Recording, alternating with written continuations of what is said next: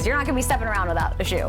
And there's a saying that we have, beat the heat, check the back seat. Yes, absolutely. Once again from Noah. So little sayings like that, you keep them in your head. I always keep the baby bag in the back. Forces me to turn around. Yeah, that's super smart. And the heat, I mean, correct me if I'm wrong, I feel like it's been feeling like a little bit cooler than it has, just a little bit. We're just so desperate. We'll take that little difference. It really has been. In some cases, just a couple of degrees can make all of the difference. But here's the thing. We've had several rounds of rainfall starting off mid to late morning the last couple of days, helping to keep temperatures in check. So, for example, Fort Myers, Naples today, starting off that rain earlier, our afternoons weren't quite so toasty. We only maxed out in the low 90s. Meanwhile, Punta Gorda still hitting that high of 96. So it's all about when that rain fires up and helps to cool you down. So because we've had these showers and storms initializing sooner in the day, we just haven't had the records that we saw for the first half of the month. Take a look at this. Last time we had a record was Naples last Tuesday.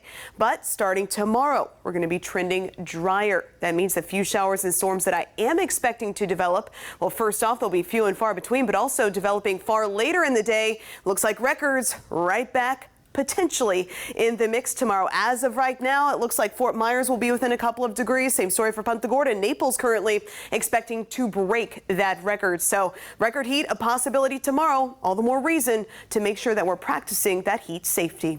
Live look outside right now from the beautiful Tarpon Lodge. Everything is calm and quiet. Couple of showers and storms on Pine Island earlier in the day, but now things are on the quiet side. Some darker looking skies, and that was this little cell that just got done with Cayo Costa, now pushing off into the Gulf of Mexico. First, let's start here in Sarasota County between Venice and Inglewood, right along 41.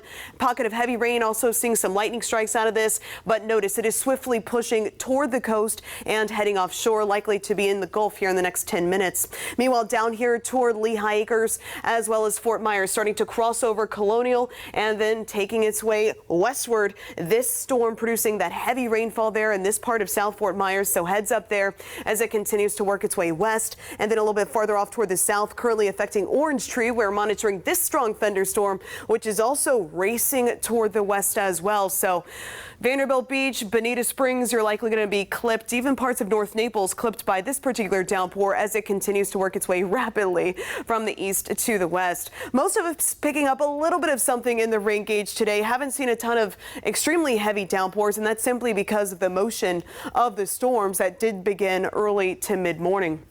Right here at 7 o'clock, still continuing with those isolated downpours, but honestly by 8 to 9, everything should be pretty quiet on radar.